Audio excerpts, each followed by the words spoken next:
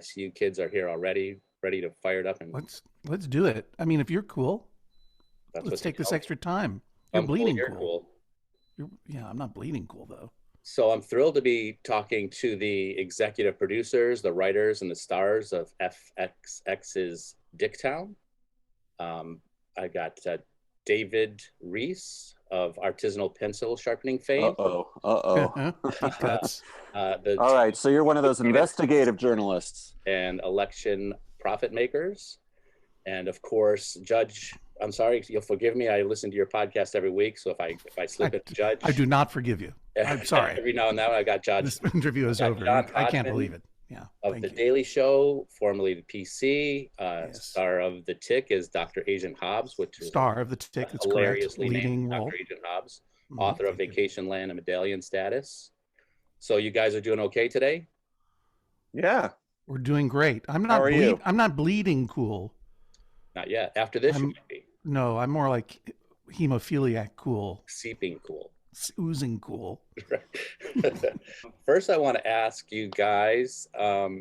Well, behind my green screen, as we already mentioned, I'm a big Batman fan. There's a shrine to the Adam West TV show, Batman '66 TV show. So I'd like to know, what was your favorite Dicks growing up?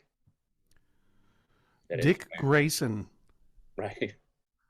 Look, you had to be a heck of a superhero if you were going around Gotham City in your underpants at night, every night.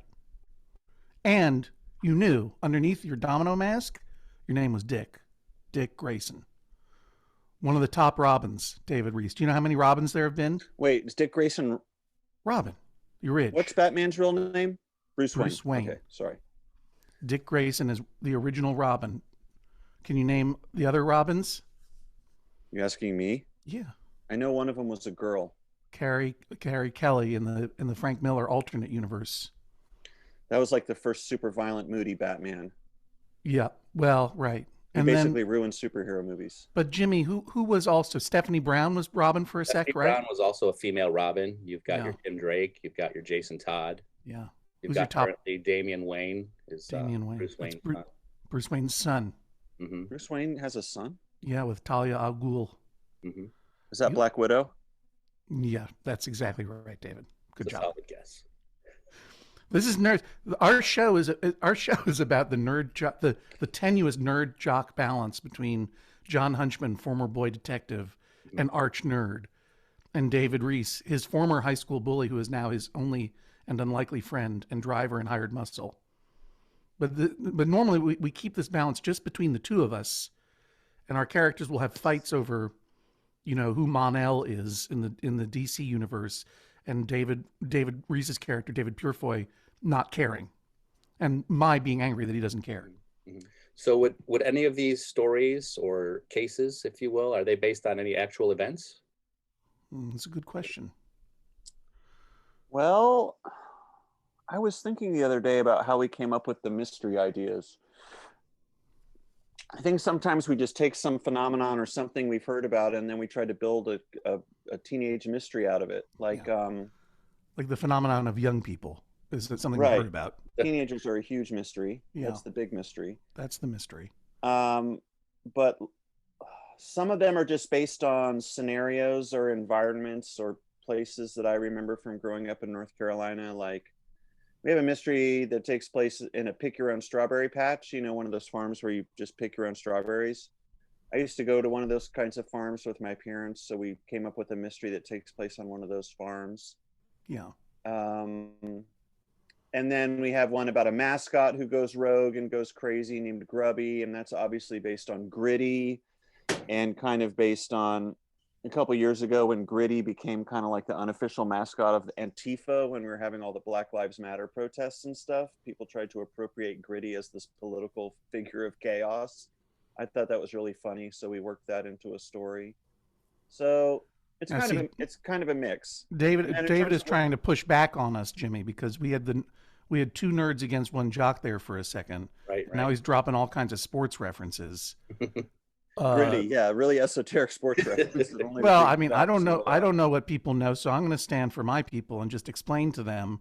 We're talking about the mascot of the Philadelphia Flyers hockey franchise, Of Gritty. course. Yeah. I think Wow. Gritty, it's fair to say Gritty has transcended the sports jocks and is kind of well known by most folks, I think.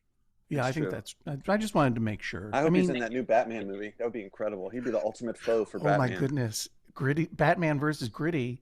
They Mm. wanted a gritty reboot, right? Isn't that what they always say about these superhero movies? Let's make them That's right. 4 hours long and have everybody frowning all the time. Oh, we didn't actually mean put Gritty in it, but okay, let's make all the money, I guess. It would be good. How did you fellas get started? Where does the inspiration for the two of you doing this? Is it a sort of a spin-off of Codefellas? I know there's a lot of In a sense, it is. I mean, David and I have known each other for 22 years.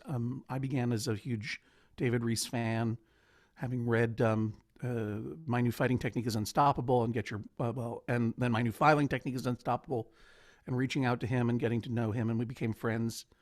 We hadn't collaborated until David and Brian Spinks made an animated show for the web in conjunction with Wired magazine called Codefellas, which was a lot of fun. And I'd always been wanting to get back to work with David on something, and FX reached out to us because they were developing this anthology show called Cake, wondering if we had any animated ideas or ideas for a short form animated show. And David and I had already been talking about trying to do something in the detective show model, but specifically we were talking about doing it in like the 1980s, very glamorous, sort of glamorous and fun Simon and Simon, Riptide, Heart to Heart style of show. Guys living by the water, solving mysteries. Two guys living by the water solving glamorous mysteries. Wet detectives. That's what we should, That's what it should have been called. That's what it should have been called. Yeah, it's only slightly less gross than Dicktown as a title. But that swiftly, I think our natures and backgrounds took over, because I mean the show is somewhat based on real life in that, I was always this introverted, weirdo, lonely, nerd only child. And David had, and I hope I don't speak out of turn here, David, but had been something of a bully in high school. Mm-hmm. And, one of the things that, once we kind of locked into who our animated exaggerations of ourselves were going to be, it became clear that they shouldn't be cool, they should be sad. And Hunchman should be an Encyclopedia Brown style boy detective who's now grown up but is still stuck in the same hometown, still solving mysteries for teenagers. And that David's character, David Purefoy, would be his former literal bully, and arch nemesis, the Bugs Meany, for those of you who get that reference. And now the two of them are just stuck together in this town trying to figure out what it means to be a grown-up, particularly among teenagers who are their clients, who are better at being grown-ups than they are. Watch this. You think I'm not a nerd, but they're stuck together in this town, like in that Star Trek episode when Captain Kirk and that monster have to fight forever on a planet. Mm-hmm. Do you know what I'm talking about? Gorn? Gorn? Jimmy got it, Gorn. That lizard one. Ding, ding, ding. Yeah, they have to go off and wrestle forever. I was always a TNG guy more than a TOS guy. Once you come up with the idea of, say, the Strawberry Patch, what is the writing process? Is it just you two guys bantering back and forth, trying to make each other laugh? The way we, there's kind of two stages, I guess. The first is that we come up obviously with just ideas for episodes or mysteries. Those have to get approved by the network before we can actually open final draft and write the scripts. Yeah, FXX has to run it past their mystery approval department. Right. Yeah. And then I think when it comes to actual script writing, I think we just choose the ones we feel strongest about. Whoever is a real champion of one idea will take the first pass and then just email it to the other, and then they'll do a pass, and then we'll usually do a tiny little table read with a writer's assistant and a friend reading all the other parts and see how it goes, and then just swap it back and forth. So we try to be in the same space, the same room when we're just starting the season, coming up with ideas and throwing out things that made an impression on us, or noticing things in the diner we're sitting in and deciding whether that could be a part of it. But when it comes to the writing, it's very much like, I'll do the first draft, you do the second draft, let's try to fight for the things that we miss that the other guy cut, or vice versa. So I think the collaboration has been pretty smooth overall. Yeah, and I'm someone who had very, very little experience with collaboration before working this closely with David. And collaboration I learned was working on scripts through The Daily Show, which is under a very sort of high pressure, quick timeline. No favorite lines are tolerated if they're not pushing forward the joke. So I, as an only child, I was nervous about collaborating, but working with David was very smooth. And in this case, we were always going for the joke, but we always were protecting each other's stories and the stuff that each person wanted to explore a little bit more. Dicktown started on Cake, or with Cake. Yeah. And then it spun into its own series on Hulu. Can you tell me about the day that you received the call that that they wanted you to make a season 2? I think it was almost exactly a year ago. Yeah, it's crazy. I think it was last February, right? It was towards the end of last February. And yeah, we didn't know whether we'd get a chance to come back to the world of Richardsville, North Carolina, aka Dicktown. But we received 2 very happy surprises when we got initially the email saying, "Yeah, we want you to go back there and tell more stories, and we want you to do it as quickly as possible." Animation doesn't happen fast, typically, and certainly the first season of Dicktown was conceived probably in late 2016.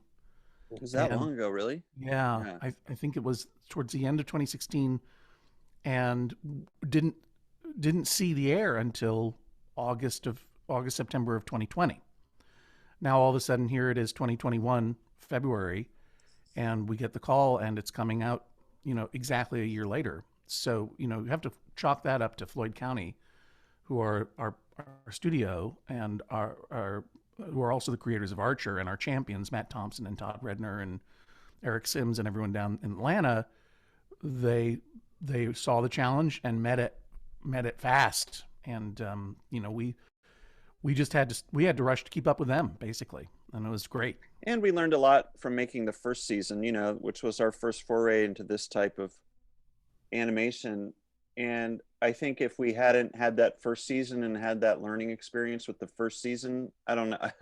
I think we would still be working on the second season. I don't think it'd be ready to air in 2 days or whatever, Yeah, we learned more about the pace of animation and particularly workflow stuff, the kinds of demands that we should and should not be making. Yeah, that's true. Also, as we wrap, like there. So speaking of personal experience, there is a completely obscure cultural reference, which is itself an obscure cultural reference for listeners of the Jon Hunchman podcast, in the person of this robot that is on John Glazer's desk. John Glazer plays Taggy, who's an attorney who showed up in the first episode and now has become, we've kind of hired him to get us adult clients, so they're no longer working for teenagers, both because it feels a little bit weird and immature, and our goals as characters this season are to grow up a little bit, and also because it's probably illegal and creepy.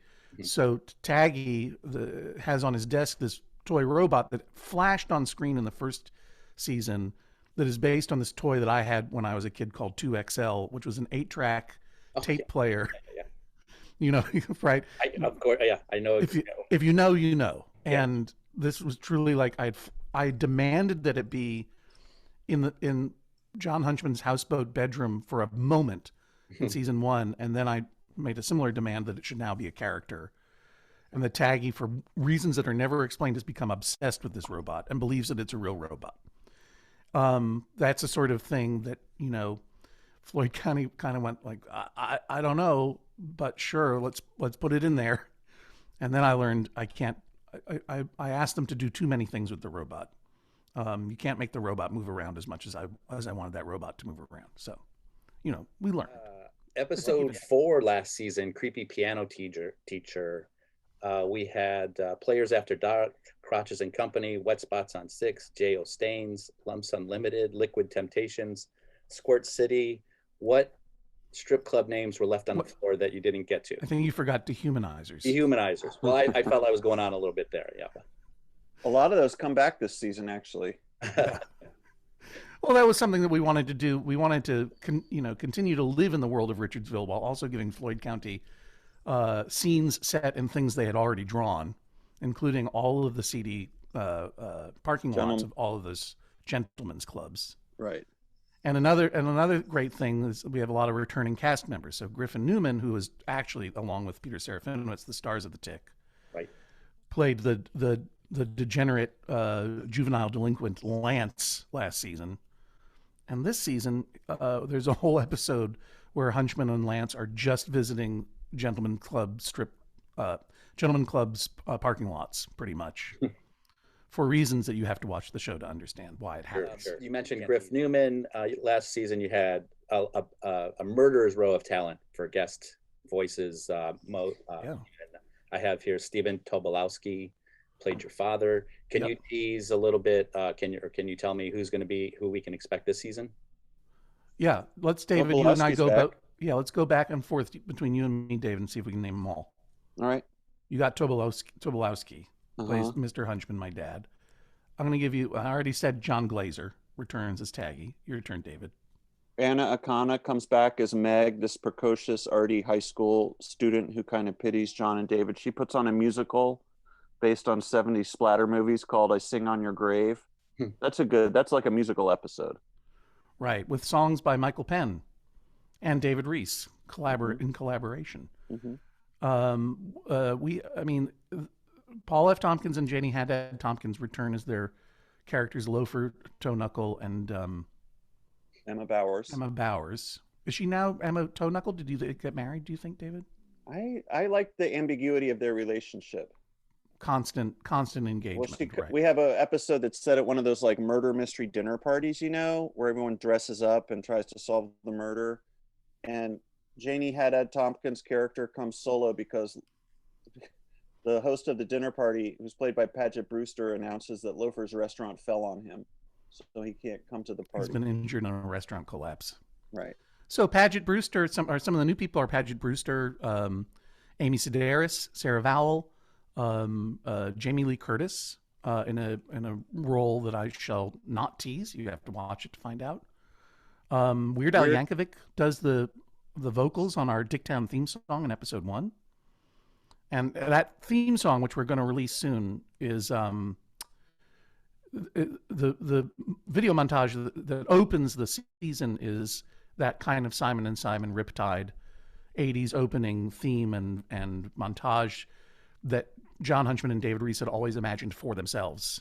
And it's our ode to our original idea for the show that I think thankfully never got made, Wet Detectives. I like Wet Detectives now. David, slightly off topic, favorite number of pencil to sharpen? Oh, I only do number 2s. Strictly number 2s. Yeah. Sometimes people would ask me, back at the height of that mania, people would ask me to sharpen eyebrow pencils or like softer pencils, but I strictly said number 2 only. You have to specialize in that industry. Sure. You got to find a niche. Yeah, exactly. Yeah. I see that my time is running out, so as I'm showing myself out the door, let me ask you fellas, when I was a young lad, I used to have to get up early on Saturday morning to beat my brother to the couch to get the good spot in front of the TV to watch cartoons. But I would have to get up even earlier than that to beat my parents into the kitchen to pour myself a big bowl of sugary goodness to get me through the day. So right. David and John, what was your favorite bowl of Saturday morning cereal and what cartoons did you watch? Go ahead, David. I'm trying to remember the name of the cereal, so you go first. Well, it's pretty easy for me because in my household, sugar cereals were not allowed except through some bizarre loophole, Frosted Flakes, which were definitely sugar cereals. Mm-hmm. My middle name is Kellogg, so we were a Kellogg cereal only. Literally, my middle name is Kellogg, mm-hmm. Even though we have no relationship. It was Kellogg's only, Frosted Flakes, and then. I guess I would go in for. I would just watch whatever. I don't even remember if there was a particular station. I didn't love when Fred and Barney from the Flintstones met the Thing from Fantastic Four. I didn't like Did that those happen? kinds of mashups. Yeah. Oh wow. Nor did I like it when they were hanging around with the Shmoo from Al Capsule Abner. I despise the Flintstones. I guess I'm saying this is all right. Here we go. This is the pull quote. Jon Hodgman despises the Flintstones. Never cared for them. Didn't like it. I felt that it represented middle class mundanity, which is not why I'm watching cartoons. Right? I want to see a rickety rocket. I want to see a dune buggy that talks. I want to see the fantastical. I want to see the possibilities of our dreams. And I want to see the Thing, goddammit. I don't want to see Herbie the robot. I want to see the Thing in the Fantastic Four. I mainly watched the Saturday morning cartoons, something as a critic. But boy, did I ever watch them. I liked Super Friends. I was really into Super Friends. That had Batman in it. He was one of the Batman, famous superhero. Yeah. Yeah, he's one of the friends. All right. Well, thank you guys. Thanks so much for your time. I've got FX's Dicktown premiering Thursday, March 3rd at 10 a.m. Is that right? Eastern? 10 p.m. That was the one ask they couldn't do for us. We were begging for it to be a 10 a.m. Thursday show, but they said it had to be 10 p.m. They should actually be running Saturday morning cartoons, honestly. Yeah. Hey, I forgot to mention, in addition to all those great folks, we have returning as well Ronald Peters Tucker and Obehi Janice's Heather, but also Kristen Shaw, Jean Grey. And also, I'm very excited about this exciting new talent, Jean-David Fantôme. You haven't heard of him yet, but get ready, because Jean-David Fantôme really nails it as the voice of Pon Pon, the Belgian boy detective. Check it out. Can't wait. Real quick, John, your middle name's Kellogg. Were you born on the breakfast table? Yes. Whoa. Yes. That's correct. That's exactly right. And I was baptized in Apple Jacks. Thanks, guys. Thanks so much for your time. Do me a favor and enjoy the rest of your day, and I will see you on the other side. Thanks so much, Jimmy. Jimmy. Great talking to you.